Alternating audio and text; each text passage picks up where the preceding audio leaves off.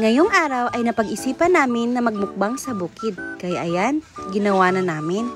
Masarap pala kumain dito guys sa bukid, no? Sobrang presko ng hangin.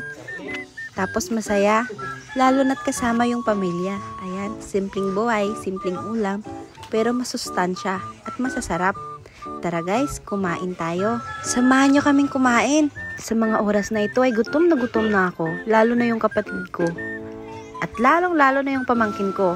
Mag-aalas 12 na kasi yan. Ito pala ang feeling na kumakain sa bukid guys, no? Masarap sa pakiramdam kasi walang ingay, malayo sa problema, walang signal. Ang gagawin nyo lang ay mag-usap at tawanan. Masarap lang isipin na kahit ilang oras muna ay kalimutan muna yung mga problema. Napaisip nga ako na sana ganito na lang araw-araw. Pwede ba yun? Tara, at kumain muna tayo. Sobrang nakakatami yung mga pagkain, guys. At ayan, susubuan ko yung ate ko, ha? Char! Ayan, si Lula. Pamangkin ko. Sa mga oras na yan, guys, ay sobrang saya namin. Kumakain na rin ba kayo ng ganitong pagkain? Kasi ako, oo, lahat kinakain ko. Kwera lang sa dumi.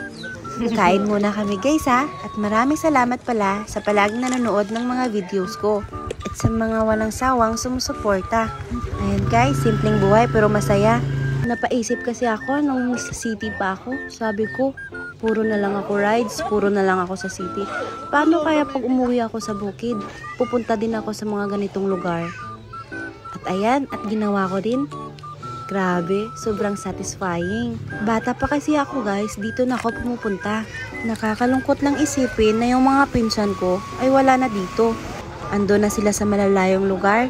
Dati halos araw-araw, oras-oras, magkakasama kami. Ngayon, hindi ko na alam kung magbabalik pa ba yun. Halos once a year na lang kami nagkikita.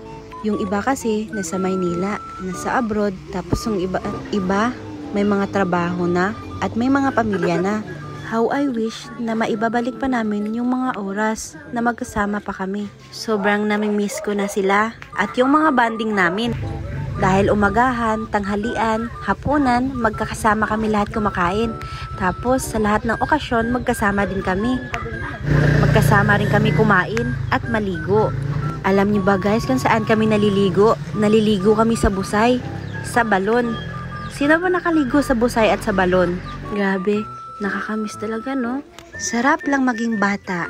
Hay, sige na nga, kakain na lang ako.